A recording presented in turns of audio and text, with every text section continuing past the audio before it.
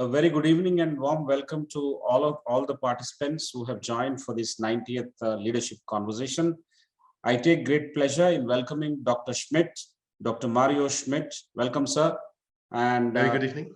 In this conversation, we are going to have a very interesting talk on technology and agility and transformation, innovation, so on and so forth. I look forward to a great session. I'm sure we have a lot of viewers who would like to understand with specific to building and construction industry, and also in general, what are the views and how we can learn from this conversation.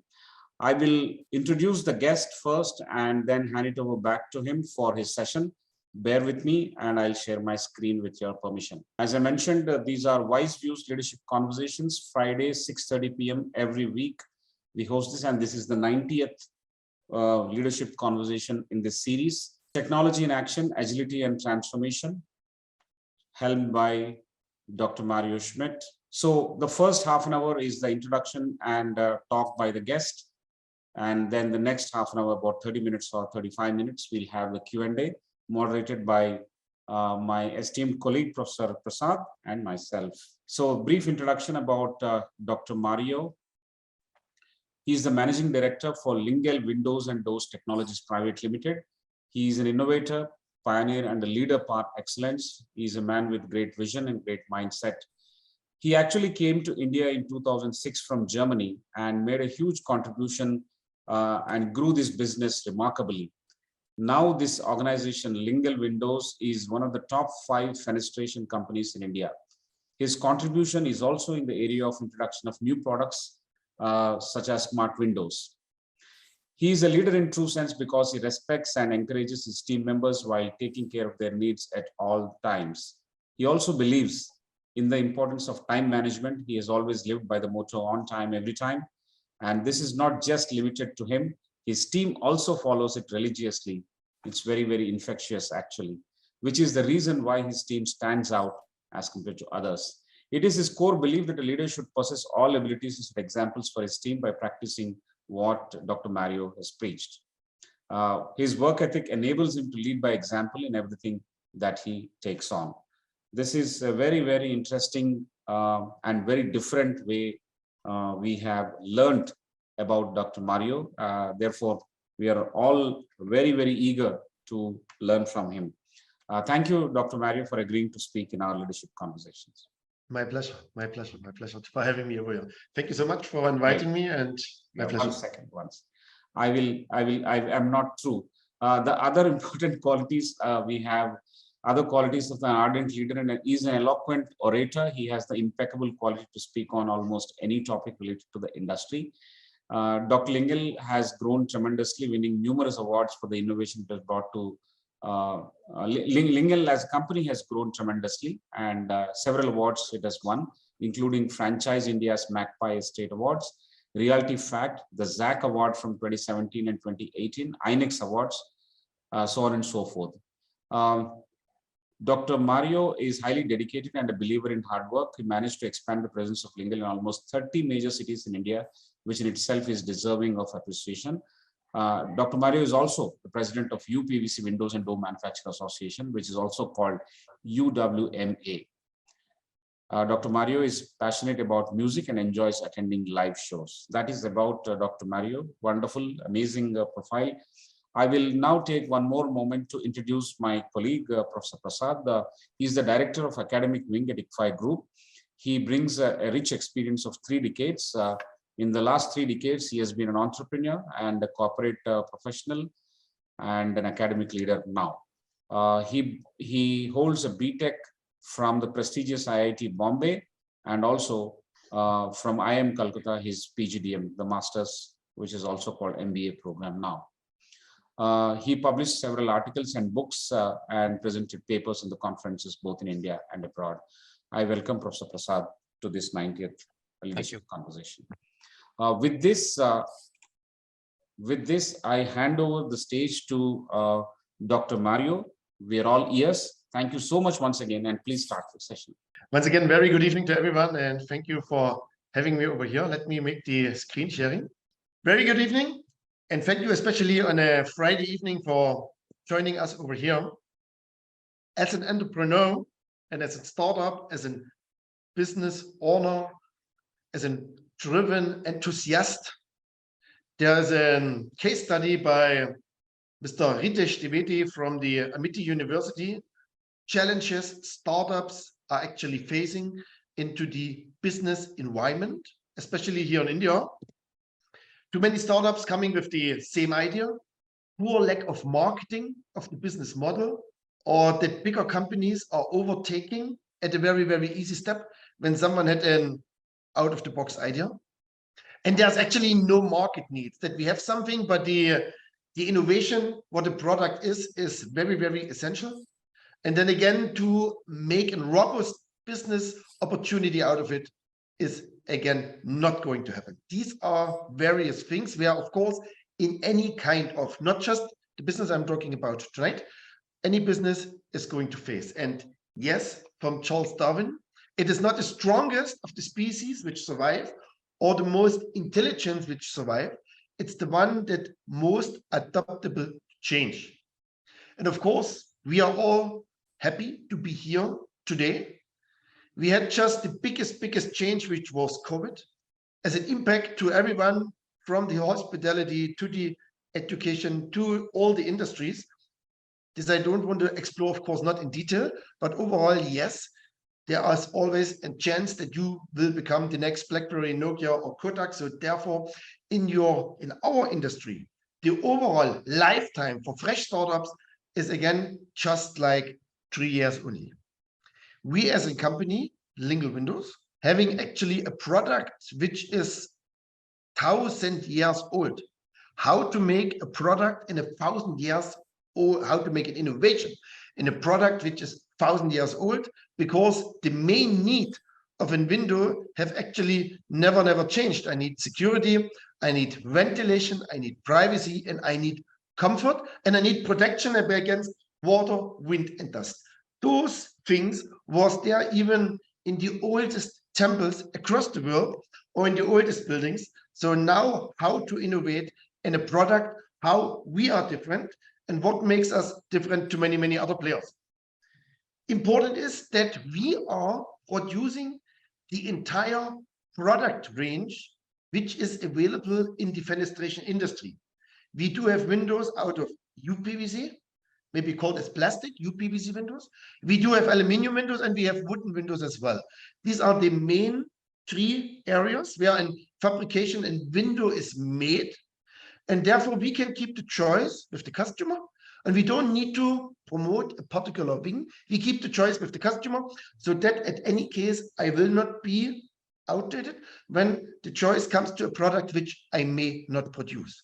Few slides are showing some of the projects that we are having, and here I'm writing till 2016. Later in the presentation, I will put some light in detail.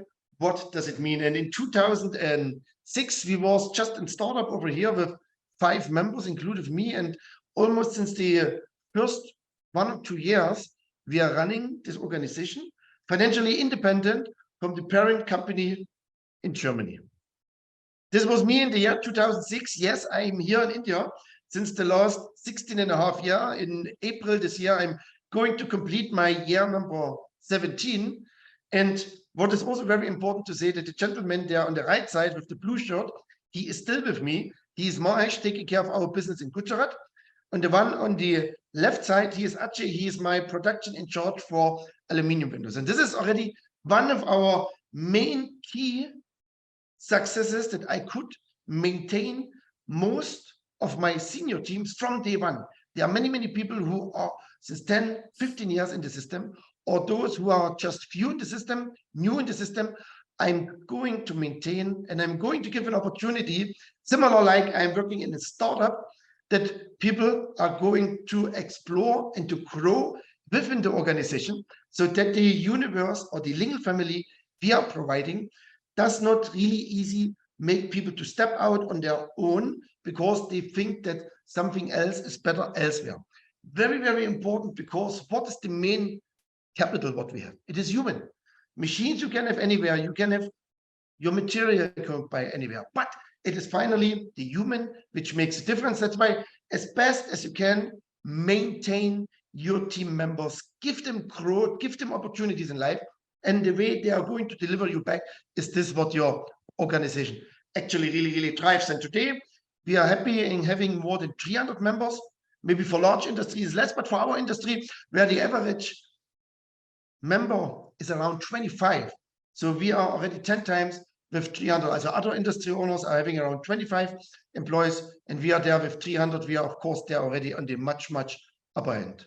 What we are doing that people are maintaining with us, that customers are going to come. It is about, like today evening, I'm super happy of being over here.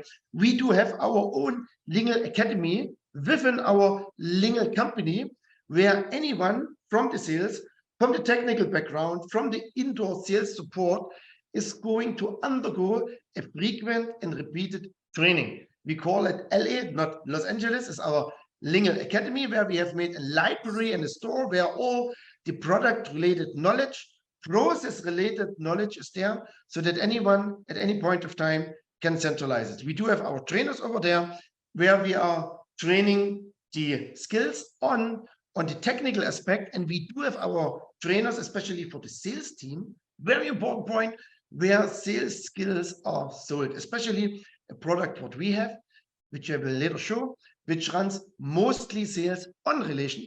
Therefore, it is very important that your sales team members are really up to the mark and knowing how to present and to sell the product really in detail.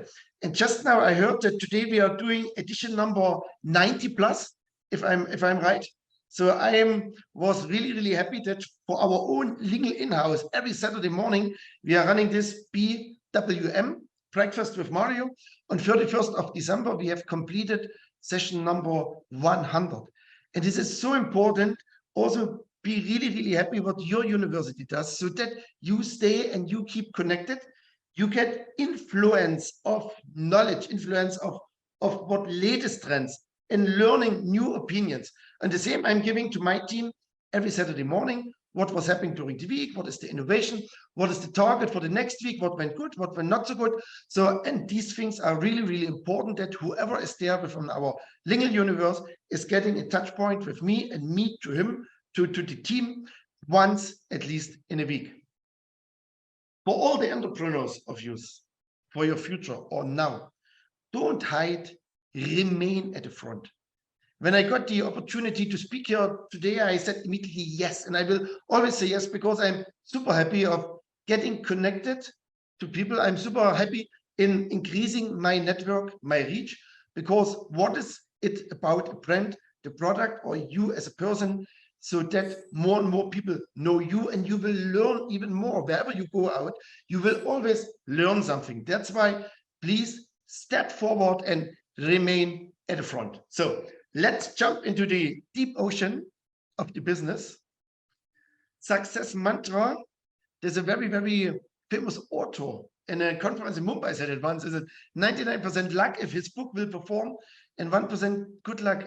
I don't think this is the way. It is that your business needs to solve a valid problem. If you don't solve a valid problem, you will be just one of the other players. And this problem you have to explore. The industry has to have it, or you as a consumer have to have it, and then you have to fit in exactly this gap. And as more deeper you fit in the gap, as more your product, whatever you are going to make, or your service, whatever you are going to offer, is going to perform. My 3 key factors, which I want to share right now, that how we as Lingel, how we could actually make it. What was the first picture already? Who knows you? And stress test is actually a German word what people are using for banks.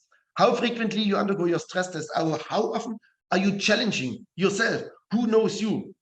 And number 2, are you aware that only when you sell, when you run your organization, when you are able to sell your product, you are able to survive, and whatever you do, sales is coming always first. And how frequently are you challenging yourself that your sales and your protection, your future growth is going in the right direction? And number 3 is, do you know and do you understand your product and your customer, and how frequently you as an owner undergo your own stress test. How deeply are you connected with your customers who are paying for your service or paying for the product, and how deep you know as an owner the product knowledge, so that innovations are going to move in the right direction. This is very, very, very important. All three are of course interlinked to each other, and that's why equally important. This is something when I have live shows and at the universities, at times whenever you are looking for help, look in the mirror, the right person is standing in front of you, because as an entrepreneur, you have to really withstand a lot of pressure. But it is very, very important that you need to find your mentor, your advisor, exploring the vision along with you. Here at the university, of course, it can be your professors, and it can be the colleagues who are studying with you. It is really, really, really important that you get connected to people who gives you advices.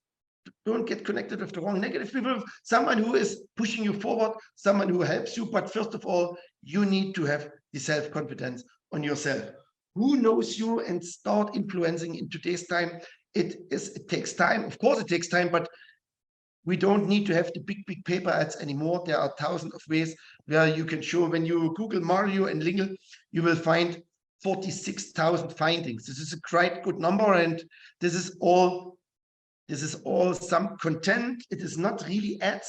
This is where we are standing for as a company. We are giving a lot of technical write-ups in magazines. So, and therefore we are getting approached. It is not that we are making a paper ad.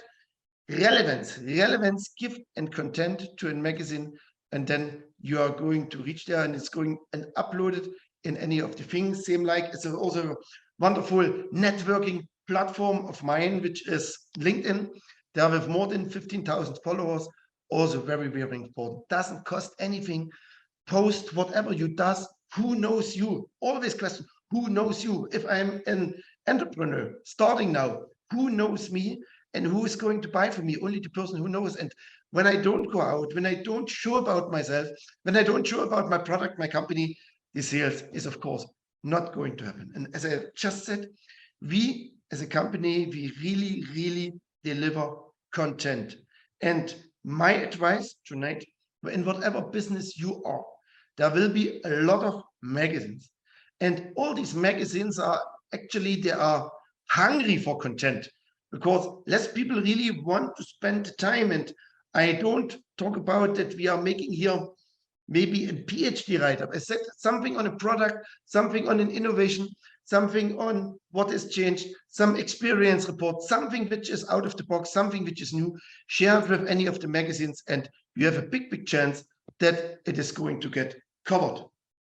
Market knowledge. Who knows you and whom do you know? Equally important. My second advice tonight, when you're a young entrepreneur, please join an association relevant for your business. And even at times when it is only the Residents Welfare Association, even there you get connected.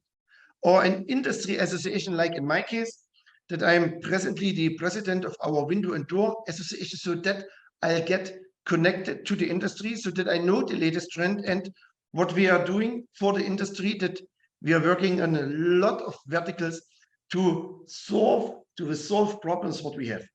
Like, for example, there is one thing, we had always shortage of manpower. The entire industry had shortage of manpower, and we got connected with the local government. We got connected with the MSDE. We had signed an MOU with the government of Rajasthan, and together with the German embassy, we have created a curricula. And so we are training here doors and window makers.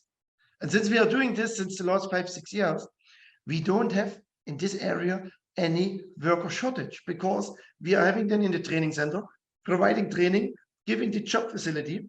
And this is where within a short period of time, an immediate success could happen.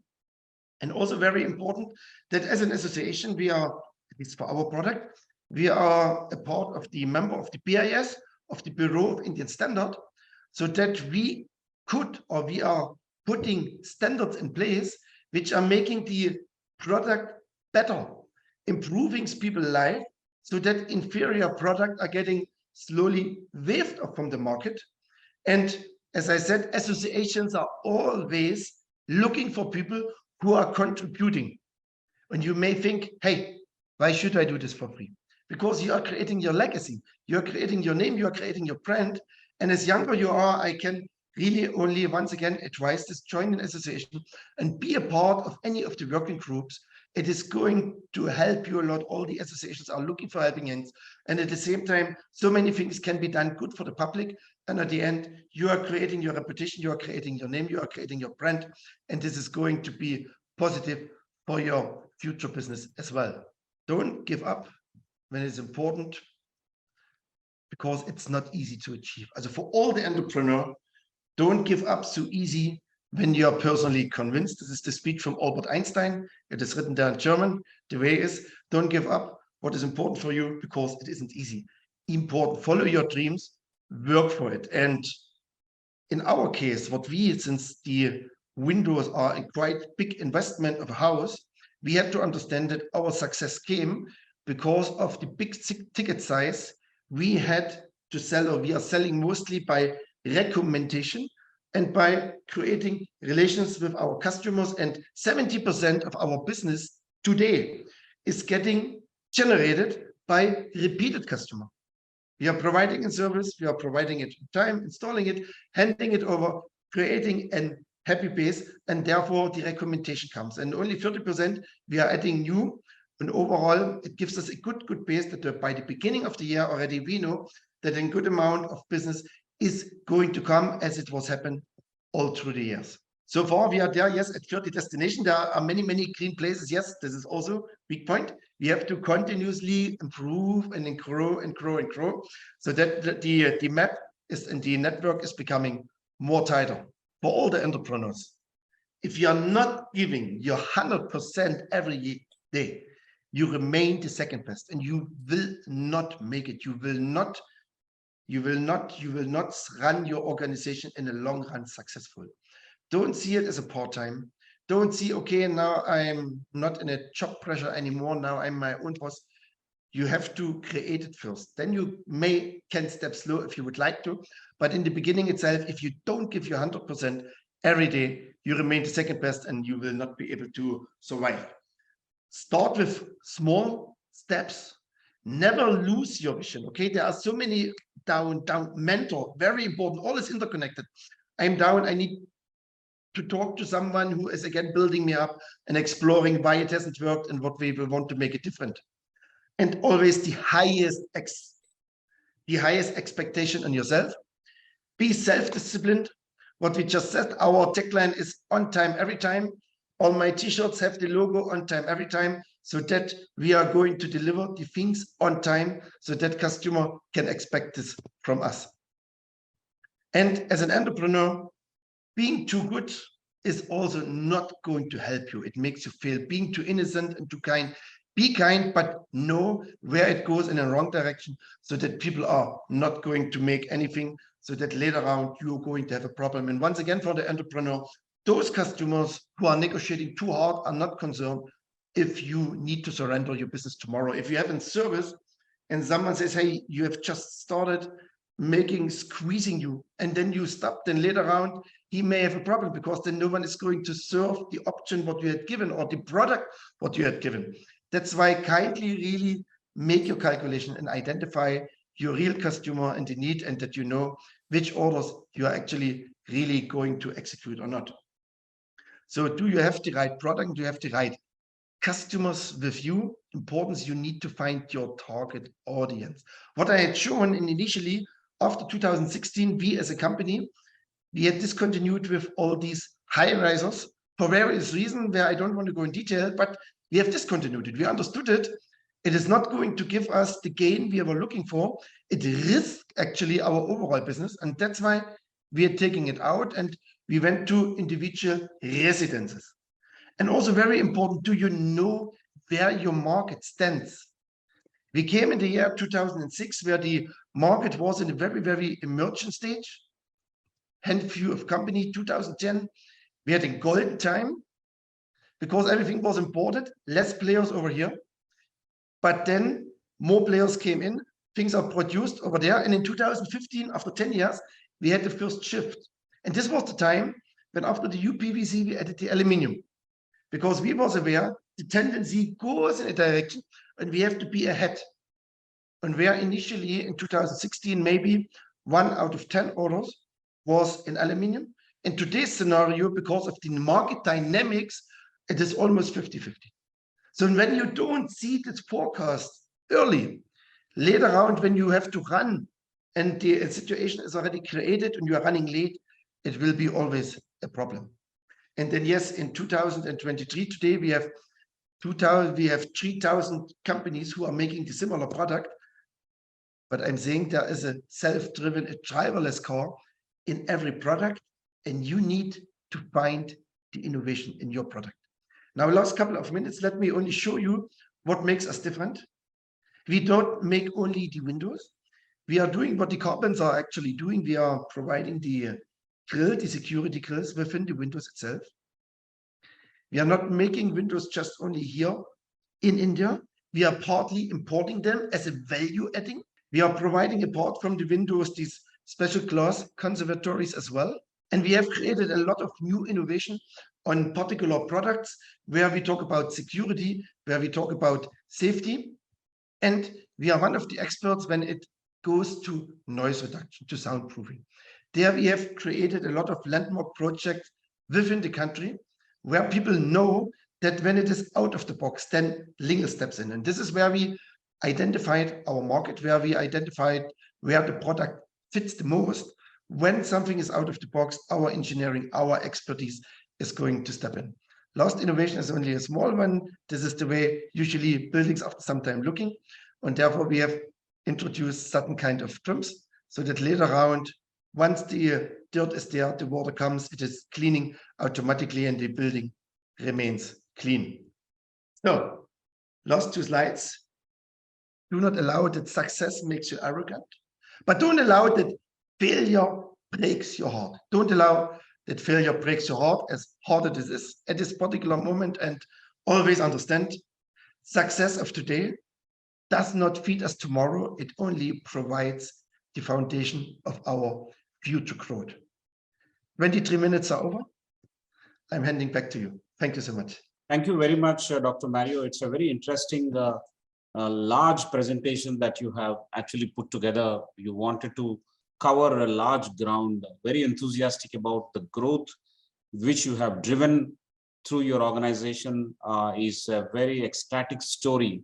I can see through your presentation your joy of communicating so many things within a short span of time. And you have started with your track record of the company, your own presence in India, how it is customized, how do you look at where the customer is, and then innovate your products and make sure that you are visible and you are known. Who knows you? I think a large emphasis has been in marketing and businesses. We need to also be known to the customers, and we also should know the customer both ways. And several examples by the path that you have taken, cited by you in terms of creating that visibility for the organization, which will lead to the business. One was in terms of technology, having a new technology that works on security, safety, and noise reduction. Second, a concept of European technology or European concepts in the Indian construction industry you have brought in. And as an organization, I think you have run it with greater discipline, with leadership, a leader like you leading from the front. And you have retained a large number of employees who've been working with you. The attrition is pretty low compared to many other industries. I think in a product like this, in an industry like this, you have exemplified several path-breaking measures that you have taken. One such thing is in terms of even providing learning to your employees. Breakfast with Mario is what you have been doing several weeks or several months now. I think those sessions are extremely interesting, and you feel very close to your employees, and employees also feel that they are connected to the vision of the organization by talking to the managing director. And several avenues are created for them to stay within the organization, stay connected, share the vision, and collectively achieve the success. And that's what you have exemplified. It's an amazing way to form what is called Lingel Academy and provide knowledge sharing through them. And through knowledge sharing, you make them feel connected. And when they feel connected, they don't drop out, in the sense they don't leave your organization. That's a very, very interesting thing. The other thing, through your technology and leadership activities, you have also made sure the Lingel Windows Private Limited company, which is established in India, is financially independent from the German parent. And that's a very interesting second aspect that I take home from your initial presentations. You have also given several advices with respect to how an entrepreneur, how a leader will have to move forward in terms of grabbing the opportunities. One should not hide oneself, one should grab the opportunities, one should create the opportunities, and making sure that we are always noticed, we are always we start influencing others through variety of measures, through industry associations, through affiliates, through your own customers, and also collaborative working maybe with government, maybe with allied units within the industry, or collaborating with other unorganized players who can be your arms, your eyes and your eyes and arms for your growth within the country. So you also have dedicated your presentation towards some tips for the entrepreneurs that they should not give up. What is important for you is something which we should never be given up. And like in several sessions, we have understood that 20% of your customers give you the 80% of revenue. Your large number of your customers are repeat customers, and therefore, you have very happy and satisfied customers. That goes towards actually giving year-long business for you. So that's another thing that we would like to focus on. So based on these points, the initial discussion has triggered. We'll get into the Q&A right now. We have collected some questions from the audience at the time of their registration, and now also, in case they have any questions, they can raise their hand. In the second round, so first cluster, Professor Prasad will handle a few questions that we have, and the second round, I'll come back to handle a few more questions. At the time, we will open the mics for the audience to ask questions directly in relation to the topic that has been cited by Dr. Mario. It's been a wonderful session, Dr. Mario. I'll now invite Professor Prasad to commence the session, the Q&A session one. Yeah. Thank you very much, Professor Rao. I think the grasp of the grasp of what I've got till now is about an entrepreneur who has a very different thinking process. And I think, if you keep your picture aside and what you speak, there's a lot of high energy in what you say, and it is also reflecting in the kind of innovation that you talk about. So I think entrepreneurship or innovation, that kind of energy, that kind of thinking is something that is a takeaway for the audience, for all of us in this particular session. But we'll start somewhere else. So the first question goes back in time. Your first degree, involved also being a master craftsman in windows and furniture design, and then you did an MBA and then later a PhD. But unlike most people, you have nurtured and harvested your education into a thriving business. So I would say you have seen a window of opportunity right from your graduation days. How did this happen? Can you take us through the thinking process and the values which have let this happen? It was good. This is now we have to go very, very back. We have to go back to the year 1989. In 1989, the place in Germany where I belonged to was the Eastern Bloc, controlled by the Russian, and it collapsed. And then in 1990, the reunion of both the German countries to one country came. And whatever was planned, this was the biggest disruption anyone can think of, because the entire economy of a country was just off. And whatever my parents had afforded for me, actually, if it would have gone in this way, I would have been a dentist by now, or I would have been a dentist since almost my whole life, maybe. But then nothing was there the way it was before. And since there was a lot of work in the infrastructure, so everyone was into opinion, which was also right, move into anything related to building, construction, building industry. And therefore my mechanical science went exactly into the same. And since 1994, since February, next week it will be, oh God, since so many years, I am in the industry of making doors and windows. Excellent. I think, this has gone quite a long way and you've sustained that energy and innovation till date. The next question is about, your journey to India. You've been here since 2006 and you've built up quite a lot. You've understood India, without which you wouldn't have succeeded to the level that you have. So what has enabled this interest and journey? 1994, I joined this industry, and then 2006, already 12 years completed. And I thought, what next? I was in love, or I liked the product. And at the same time, I didn't saw any more challenges or things which I could actually really achieve. And then by luck, I saw that there's a post of being the country head for a window and door company here in India. And then, yes, I joined, and the way it was, then it became history. But one point more to add, it was initially, the plan was 2 years, maximum 3 years. I said, let's go, let's grab some foreign experience. And with the foreign experience, you go back to Germany and then you rock. But then it became 2008. I thought, whatever I was wanting to achieve is actually not done. What we have seen, industry was really in a initial stage. And then it became more to my heart and more to my heart and closer to my heart. And now my baby, Lingel India, is now with 17 years, I would say, a wild teenager on the way to get a matured adult. So, and therefore, I'm super happy of witnessing it and being a deep part of it. And I love India. I love the business. I love the company. I am super happy of being over here. I'm not going to plan also to change anything in this regard.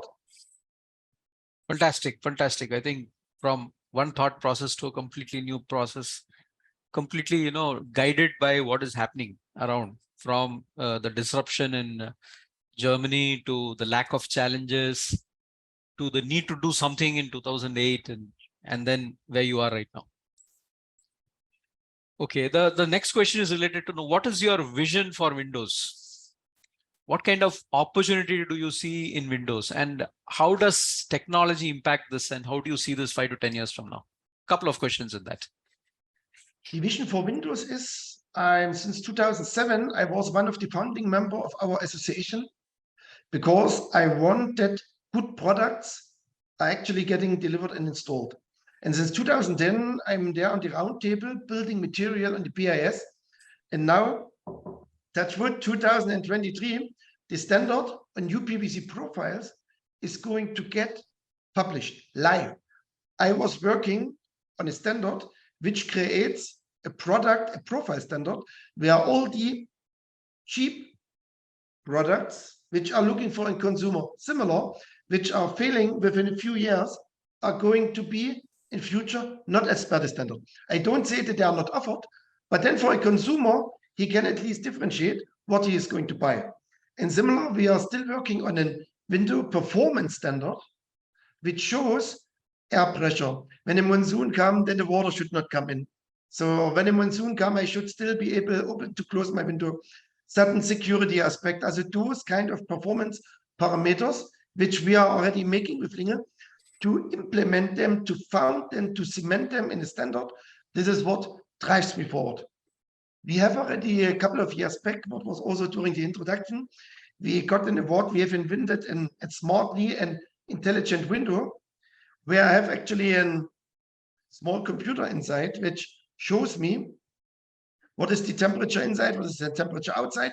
It was connected with the rain sensor. It is actually showing what is the air quality. The only thing on the product that we are still working on, how to get even in a bathroom, the Wi-Fi, and how to get it actually done so that it is still affordable. So that's one thing. Success and failure is next to each other. Still keep on working and working. One day the technology will come that in every room of the house, the Wi-Fi signal will be so good without putting additional elements inside. Power interruption will not be there anymore. I will have power all the time. And then I have already the right product in place. Also there is, of course, a chance to put the sensor inside, so that someone wants to, not only from the security aspect, really important is you have the window open and it is raining, or you don't see how bad, like in the metropolitan, how bad the air quality is. Don't open your window to make this entire thing then connected with your air condition. The moment I open my window, my air condition stops automatically. Also all these things are already there. And with technology revolving and it's getting more adopted and more affordable, those products are going to be added step by step. Excellent. I think there's quite a bit of what you have looked at beyond the window. The kind of IoT and software that you're talking about beyond the window. Yes. I think that's very, very interesting. Now we come to what can we learn? I mean, you've seen India, you've seen the context, what can be done. You also know what the challenges are. So what do you think as entrepreneurs here, what can we learn from Germany, which is implementable here? Good questions. I would still say I have met the most exciting and hardworking entrepreneurs in India only. We have to learn that we should not adopt immediately this work-life balance thing. 3 days work, 5 days work, 6 days work. Someone has to pay it. When from the beginning itself, you are going to find a customer who pays everything, do it. But since no product is so new and so innovative that it is not in some other way available, we need to work as an entrepreneur. For me, I'm working 6.5 days in a week, which is actually also not okay, but I don't see it as work. I love it. It's my life. So I get up in the morning, I do whatever I like, and then in the evening, I don't feel that I was working. I have spent my day the way I love to spend my day the most. But when we want to, as an entrepreneur, work and life and balance, as it means work is not life and balance is again something else. Also this is then very sensitive question also, which everyone needs to define for themselves.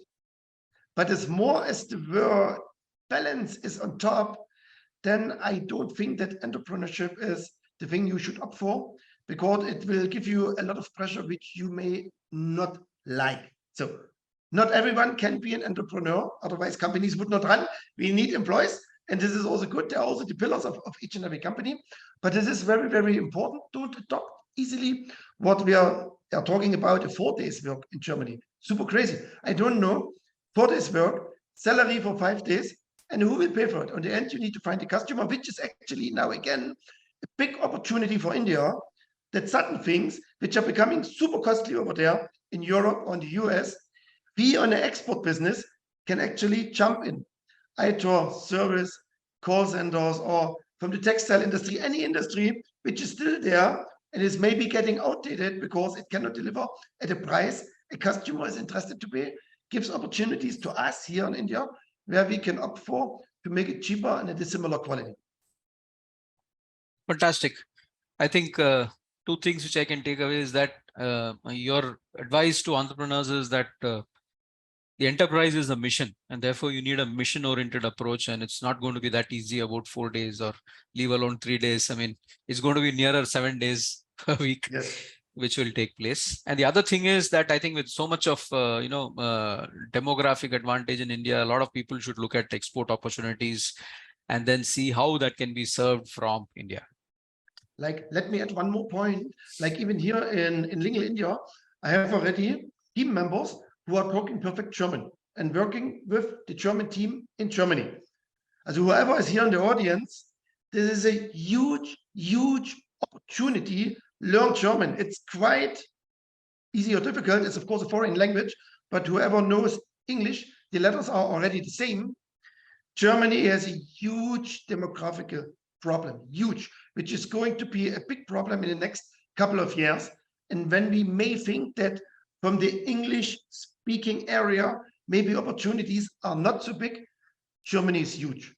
For someone who is working, especially in all the service related industries, whoever is an architect or like in our business who makes 3D rendering, or when you are an accountant, no one needs to sit in the particular place. When you are any system relevant job where you work on a computer, when you are adept with this language, you can earn more and you have a huge, huge opportunity in future.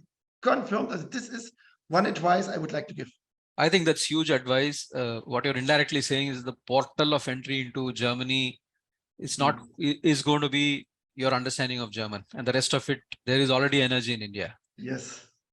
Das Einzige ist nur, dann müssen wir Deutsch sprechen. Also, sorry, this was in German. The only thing is you have to learn and you have to adopt the German language. Thank you very much. I think we're at about 7:18 now. I'm not too sure how much time we have. Though there are more questions, I'll hand it back to Professor Rao. Thank you very much, Professor Prasad. Sir, this is getting very interesting. I think I have always enjoyed the Q&A. More than the standalone talks, the Q&A sets off us into greater learning parcels and much faster rate at which we get those takeaways. It's very, very interesting. So in the similar lines, your responses to questions are also very, very interesting. Thank you very much. I'll take up a few questions and I'll request the audience, in case they have any questions, please raise their hands and I'll open the mic for them also. But let me take one or two questions before that. Just to summarize and go back to what you have said, this question is, what is the biggest challenge that you have come across in your last, say, 17 years in India? What would be the single biggest challenge in running the business that you have faced in India? The single biggest challenge was that we got a very, very wrong advice by one of our legal advisors, saying that my product is fitting in the category A. And then someone said, no, it's not fitting into the category A. And therefore, it was at the time of VAT. So there was a Form F stock transfer. And we was advised our product fits in the stock transfer. The reason was when I sent my goods from Delhi to Chennai or to Bangalore or anywhere, there was so many borders. So in all the time, people were asked, how is it possible that someone factory in Delhi and the product is getting installed in Chennai? It's not possible. Also we have created a lot of branch offices. And then in these branch offices, we have transferred the material, the ready goods. And from there, we have sold it and we have made a local bill in Chennai, in Tamil Nadu, Karnataka, wherever. And we have paid the tax locally. So, but then somewhere deep inside the textbook, it is written that for our product, if there's a direct relation between buyer and seller is there, the stock transfer Form F is not allowed. So, and this had given us a huge hit that we had to pay it, that all the taxes, which was already paid locally, we had to pay these taxes once again. This was a huge burden. And then, of course, with the officials, I had to state when my window as a product will fail, right? So then, of course, anyone can make me accountable. But in this particular case, when I was relying on local representative of the local lawyers, tax lawyers, and they was not aware of the fact. So then it has given a hit. So therefore, of course, then going to a foreign country, whoever plans to set up something, really get legal opinions in from the beginning, challenge the opinions also, because in the end, the law is one in the country. And when you are somewhere as a foreigner, like I'm here in India, or I could have been in any other country as well, you have to apply with the local laws and you have to know them, or you have to appoint people who are know them. This is one advice, once again, wherever you go, get the most professional people on board, get legal opinions in, and get them counter-checked and challenged so that your business is running in a safe way. That's a huge learning, actually. When you it was very expensive. It's learning too, no? Yeah, it's and an expensive learning sometimes. Yeah. So the wrong legal advice that you obtained has compelled you to pay the taxes twice, and that's a costly learning. And so, therefore, the advice is understand the law of the land and make sure that there is a second advice all the time, in the sense to cross-check. So it has to be validated, and making sure that we don't lose money, especially when you're operating first time in a new land, in a new country. So thank you very much for that takeaway. Sir, the second question that I would like to ask is, can you give us a few examples where innovation provided by your firm resulted in productivity improvement in the construction industry as a whole? In the sense that you have pioneered something and it has resulted in productivity improvement, and others. So I would talk about the product in total. When I came in 2006 to India, and I said my product comes ready, then everyone said, it's not going to work. It's not going to sustain. It will definitely fail. Because in 2006, the industry was that wooden windows got fabricated at site. Aluminium windows mostly also got fabricated at site, cut to measure at site. And now we as an industry, UPVC or even the system aluminium, we came in with a factory produced product where it should be prior decided what is my opening, or I'll measure the opening and then I'll install it. So then the controversy discussion was, hey, if I have to wait till the opening is ready, it will take a lot of time to produce, but our factories have this much of a capacity to supply so many windows so fast that the growth the Indian construction industry has seen, especially after 2008, had not happened with factory produced doors and windows. This would have been impossible. It would have been impossible. When I came in 2006, there was still many high risers where they was installing the wooden windows and in the typical carpenter way. Then the amount of workmanship at site, controlling this, speeding it up, has made the entire things slow.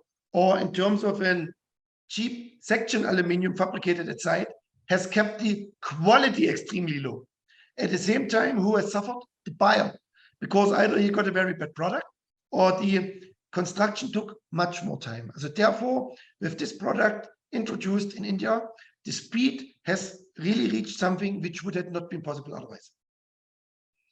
Amazing. That's a great example that you have given with your products and the product introduction that you have made within the Indian market. Later, everyone has worked on it, and it has resulted in not just using the quality material, which is lasted longer, but also the speed of construction has gone up several notches up. So fantastic. Thank you very much, sir. We'll take one more question and see if the audience has anything to ask you directly. But first, we'll take this. How does your customer acquisition process work? Is there any template that you follow when you are training your people, especially sales comes first, which is a priority for you? So therefore, customer acquisition process, I think for you is also quite a well orchestrated process. So can you give us some glimpse into the process that you follow in terms of acquiring your customers? So we do have, of course, multiple verticals. As I said, now after 16 years, privileged enough that we have 70% based on recommendation. Also reference customers, where the call comes to us, where we don't need to go out. Vertical number 2, which was in the past, of course, even more important, are for our business are architects and construction companies, where we are approaching and there making the investment in sponsoring architect events, going to exhibition, showcasing ourselves, or then from the backend team trying to get appointments in showcasing this. Vertical number 3 is, of course, still also very attractive. These are the inquiries which are coming by Google. When someone searches the particular company, the particular product, inquiry comes in and we are going. And for all these startups, or even for our junior teams, the best thing is for our product, the building you can see. And in the area, you also know, and you know the price range of your product. So in the products what we are making, the team knows in which pocket of the city people can afford it. And this is something where at times I really have to push my guys, scanning and going into the market, just knocking the door because the construction is coming, putting the samples over there, putting the leaflets over there, asking for an appointment. So this is something which doesn't cost much. It doesn't cost actually nothing except the time of the sales member. And then it's already a pre-qualified lead, because whatever comes over the internet, first you have to qualify it, because you don't know if he is fitting in your budget, if the quantity of order size makes actually sense for you, if for these order size you are able to go there, especially for us, since we are offering product inclusive of installation and service. It means wherever we go, we have to go and install it, and at the same time reach to a cost which makes financially sense for the customer. Therefore, brief qualified leads versus when you really go scanning, then you know that you are already in the right area. These are the main four: architects, reference customers, then these exhibitions, Google Leads, as well as the scanning at site. Amazing. There's a great similarity in terms of what a lot of other businesses actually follow. But looks like, Dr. Mario, you are quite hands-on in your customer acquisition process. Therefore, with greater zeal, you have explained this. The referred customers, the referrals that you have, you work on that, and the other pre-qualified leads that you generate either from Google reviews or from the exhibitions and the events where you gather some of the leads, they are qualified and taken forward in the funnel of marketing process. And I think a great deal of work is required in order to convert from the initial inquiry stage to the final conversion of a customer. I think especially in business to business activities like yours. We are B2C actually. Sorry to correct you. We are actually B2C, business to customers. We do deal mostly, what I showed in my presentation, with the individual house owner. We sell to those who needs the windows for themselves, B2C purely. Correct. In B2B and B2C, for example, your B2B activities where you're trying to influence the architects, yes, and the construction companies, there a great deal of emphasis is required, because that's going to be your bulk sale. If the orders from your B2B are healthy, then I think it will lead to bulk sale. On the other hand, B2C is required, which will make an indirect influence on the architects and the construction companies, yes, to ask for your product. So yes, one is branding, other one is outreach. I think you are trying to create that customer pull through one and sales push through the other.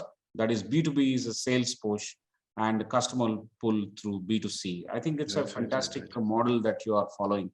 And the key of customer satisfaction, for customer satisfaction, is the one that you actually ensure your installation services is a very, very important key. If the customer is satisfied there, you will definitely have your repeat coming, yes, through, and a good recommendation for referrals you will have. I'm requesting Shweta Anand to ask her question. Please go ahead, unmute yourself and ask the question. Over to you. Thank you so much, sir. A very good evening to one and all. Dr. Mario, my question to you is, construction industry is typically associated with a very high attrition rate. But what rate? Sorry, what rate? Very high attrition rate, employee attrition. But in your organization, there seems to be, some very good policies at place, because of which there is a very high employee retention rate. So what would you contribute as the major factor which is contributing to a very high employee retention rate? So for us, of course, whoever comes into the Lingel universe is getting registered under PF and under ESI. But for us, mostly, I would say 60–70% of the employment is in the factory, which runs, of course, like an industry. And then, of course, for the whoever is at installation, at site. So therefore, we have certain other policies, accident policies, and there's one provident fund or one special fund also, whatever are the compliances, which I don't know exactly in detail, whatever is asked by the government, we are providing this. And even those people who are installing, I have few of them. Last week, I met one person at one site. He's with me since 2008. Since 2008, he is installing Windows for us, and this we are only maintaining while following these compliances and while giving better pay and more job security other people are doing. So there is more than compliance, or is it just compliance? Is it some form of internal branding also as well, which is at picture? Yeah, the main, unfortunately for India, craftsmanship as of now, when an other way around, Germany. In Germany, the person who installs Windows has a better pay than the person sitting in the office. The person who installs Windows earns at times more than someone with a big degree. So therefore, the craftsmanship is a very proud, adorable trade. since the middle age already. So this was also one of the reasons why I went first into this direction. Unfortunately, in India, this is still a big problem that we are not getting the recognition of people who are working by hand in terms of pay and in terms of acceptance in the society compared to people who are having a higher degree from a university. This is a problem of the country, and therefore at times it is quite difficult also to maintain them, because whoever has the capability financially try to do something different. Whoever has the mindset different is also going over years is a different wing, is trying to leave this where the pay remains at certain threshold. You pay more, but you may never reach something which someone is going to have who is working in a senior position in any organization. And this is something in the country. The moment we get shortage on any of this, then we may go into this direction. But as of now, I don't see this. So, and therefore it is in basic level, same like the education, what we are doing over here with our association. There we are getting people where the parents cannot afford the ITI level. And ITI is already what we know, super low. Also those people, this benchmark is really, really low. And this is the main thing of our industry, to upskill, so that the recognition is better, that the bounding is going to become better, and you are getting people who are understanding the things more in detail. Thank you so much for this detailed explanation, Dr. Mario. I think the bets that we place on skills is something that will have to undergo a major change. And those who have played their bets very well on the skilling, like the way you have maintained in terms of picking up these workers at a smaller level and upskilling them and making sure that they have not just a better pay, but also job security. I think that has led to dropping the attrition levels or retaining them in your organization very well. It's a very, very important achievement in your last 17 years of stay in India, to work on India-related scenarios and generate positivity for your company. I think that's a pretty good achievement. I would say, while the industry is quite dynamic, not many have paid attention to this very important aspect. I think once you pay attention to this aspect, which is sometimes largely unorganized, but one should actually take ownership and passion towards the craftsmanship that one is practicing and invest in them for training, upskilling, so that they, for the love of the work and for the better pay and job security, they stay with you for a longer time. That's an amazing, amazing achievement. It's how much ever I say on this, it's not sufficient. It's an amazing achievement that you've made. Congratulations and thank you for that, Dr. Mario. I'll take the next question. Anil Fernandez, would you like to ask the question yourself? Yeah, I think, Hi, Dr. Mario. This question was obviously answered, but again, is a decision on your products driven more by B2B or B2C? Because it's like you mentioned, architects play a critical role, but would a consumer influence the architect and tell him, no, listen, I want this product itself? Does that also happen? Yeah, of course, mostly yes. So at least in our customer segment we are working with, it is really like this. People find us, people know us. We have installed it. We are doing, by the way, 2,000 projects every year. It's not a small amount. And at times when the customer is convinced, then he does the marketing of us towards the architect. This is the most super job, because at times then the architect also knows when the customer makes a wrong decision, then the entire project also is going to get in a delay. We have, of course, a large number of architects whom we are connecting with, but the number of direct buyers we are connecting with is much, much, much larger. Thank you. Great. Thank you very much. We are now at 7:37 p.m. I think we have crossed the time limit that we have borrowed from Dr. Mario. What I will do is I'll summarize the session. Before that, I request Professor Prasad if he has any questions, any one or two questions that he would like to ask, then we'll close it. I think this question is for the benefit of potential entrepreneurs into construction industry, which is which is huge in India, and you have a ringside view as you serve the industry. So if you need to look at the kind of opportunities that need to be pursued by those who are listening in or those who will listen to this later, what would be the top 4 or 5 opportunities that you think need to be served in the construction industry in India? Difficult question, because the construction industry, we have really not about windows and doors. Overall, we have achieved an upscaling over the last 16 years, which is already tremendous. Important is what we are seeing now. It's a very, very bad word, and I don't like it. A city, B city, D cities. Let's say in towns with a lesser population, all the products are reaching. And if I'm an entrepreneur and if I have a chance, then I would advise to go in a city which is not so big, because everyone first from the larger players are going to put a chunk into the main state capital cities. But going into the other one, where maybe in a relative place or native place or where you belong to, again, recommendation, who knows you, always important, who knows you, super important. Therefore, go in one of the cities. And when you are free to choose, or your family choose the product where you want to be in, then also very important what you can serve the most.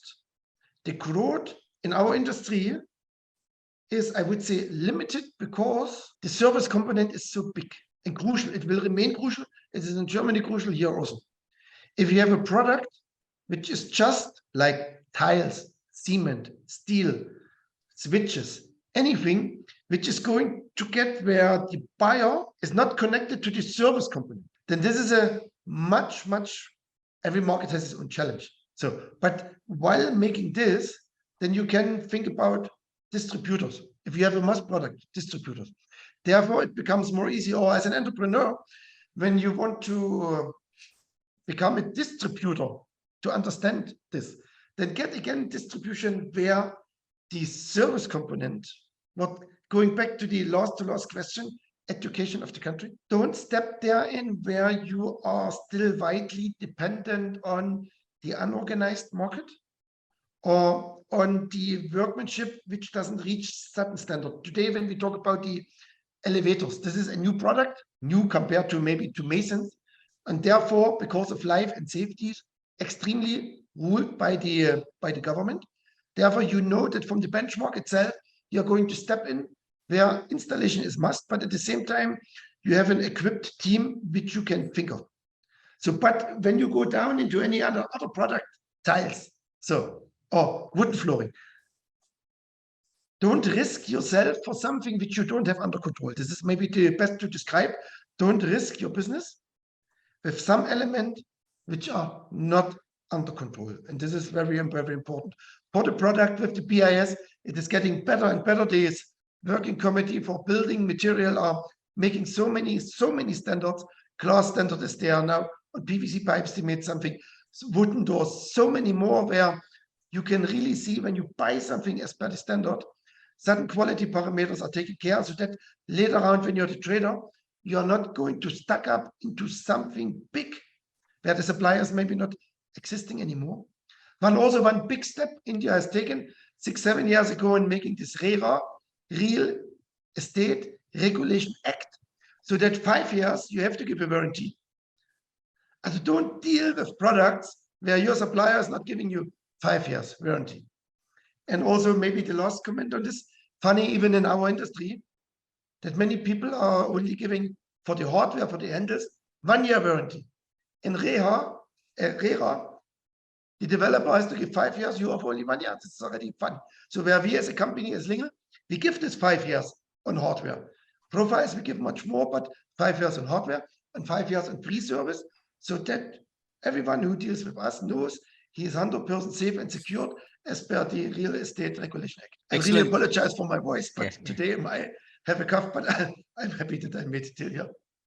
I think given a set of guidelines of what you should be doing and what you should not be doing for those who want to be potential entrepreneurs, you've talked about the kind of cities that you need to be in. You also looked at how to identify the kind of product that you need and that it does need a service component, and you have to be careful there so that you can control it and that you need an ecosystem by which you can deliver it there.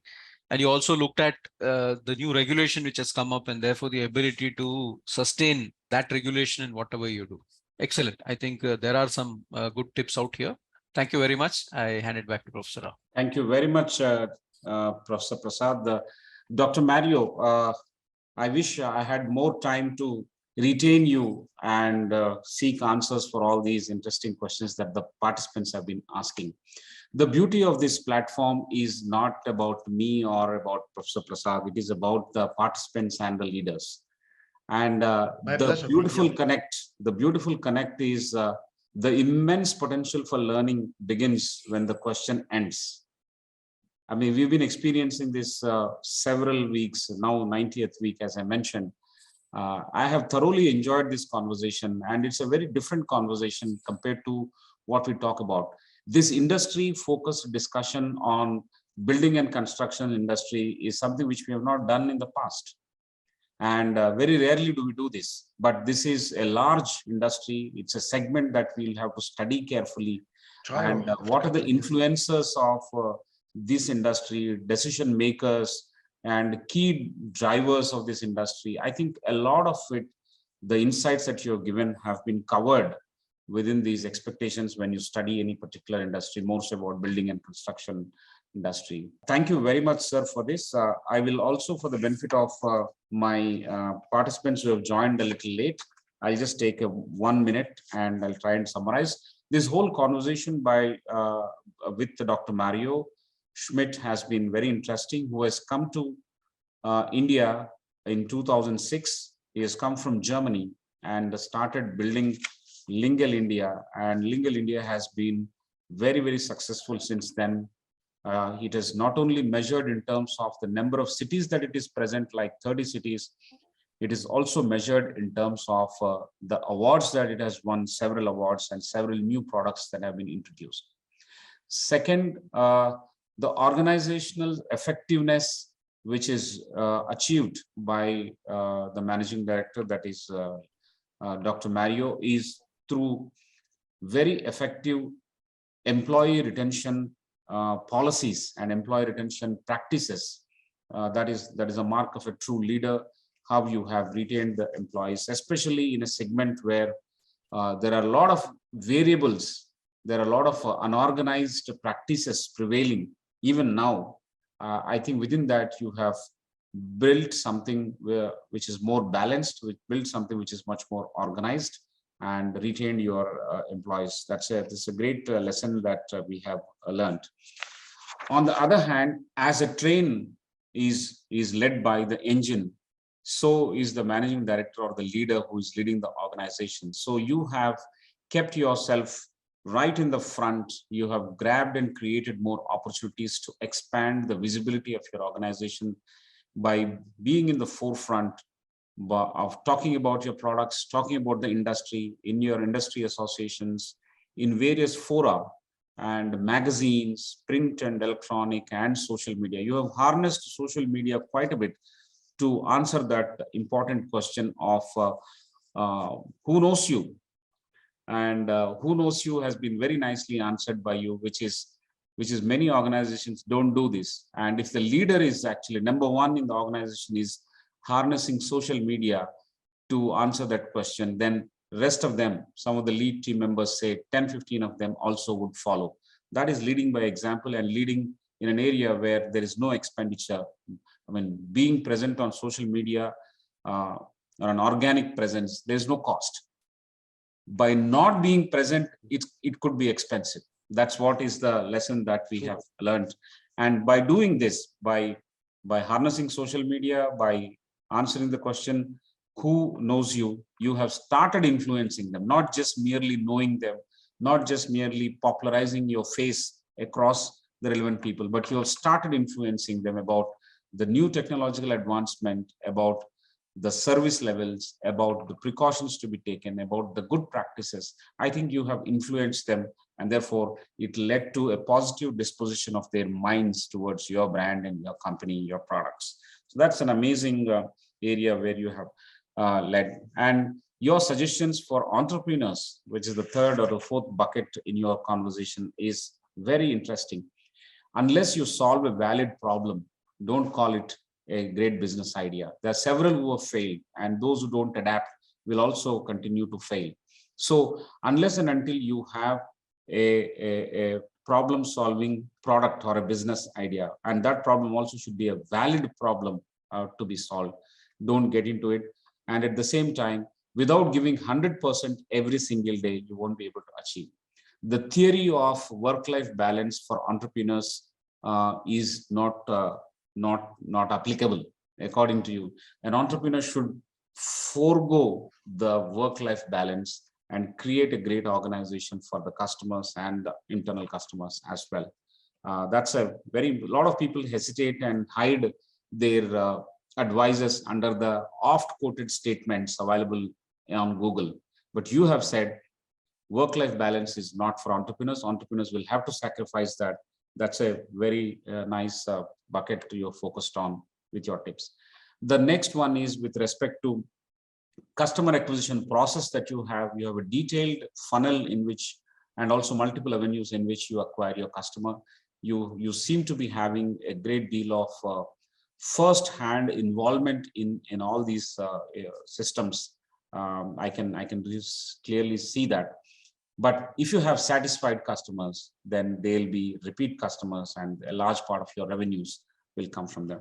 20% of your customers will give 80% of the business. If you can generate that kind of connect, and a healthy connect at that, that's fantastic. The other things that you have talked about is your entry into India, understanding the dependables, understanding what is lacking within India. I think you have very, very clearly surged ahead by forecasting the requirements that are going to drive your business within India, and you worked on it quite ahead of it. In simple language, what we say is you need to plan ahead by identifying the key drivers of business. But I think in your own way, you have done that on the ground by planning, by betting on the forecast and then planning ahead, so that you're quite, that's agility. That's the topic of this discussion. Both technology and agility has transformed your business into a great thriving business, and your company is extremely successful. The European concepts in Indian construction is only the brand name of what you delivered, but I think it is more because of your leadership qualities and being agile on variety of measures, both at the technology execution front and also on the customer acquisition front. And products which are fitting to India. Products which are fitting to India. Exactly. Yes, India-specific strategies, but yes, European concepts. I think that's where you have done. From your discussion, what we have understood that hardworking entrepreneurs are in India. In India, entrepreneurs are very hardworking, and I think the question of who will pay for it the next day will have to be on the top of the mind, and that make sure they are on their toes all the time. And the other thing that you have pointed out is that the value for skills will have to attain a social recognition level in India, which is not yet there. And also, it should be more rewarding in the workplace. When it is more rewarding in the sense it has to pay better, like the way it is in Germany right now. So craftsmanship, skills are certain issues where we have not measured up yet. I think the society as well as institutions and government will have to focus on paying more for this kind of craftsmanship, and with that the industry will grow. In your own case, you have picked up ITI level skilled workers and upskilled them quite a bit and made sure that they've learned the trick, they've learned the art of the skillsmanship, and then they stayed back with you. So that's a very important bucket that you have focused on. Other than that, on the challenge that you faced, you have mentioned that in the initial stages, you had one challenge of where you did not get an appropriate legal advice, which led to an expensive stumbling start. When you distributed your products, shipped your products from one location to other, you ended up paying taxes twice. So law of the land should be understood, and it should be validated with second and third advice, definitely. The other thing is with respect to the opportunities in the construction industry within India. I think you have answered this question so beautifully without making any subheads. The direct advice for entrepreneurs who would like to get into construction industry in India, you said, please focus on small towns. There's a greater opportunity there. In bigger towns, anyway, the upscaling has happened, but small towns, we need to focus and grow the market and influence them. That's a very, very important takeaway.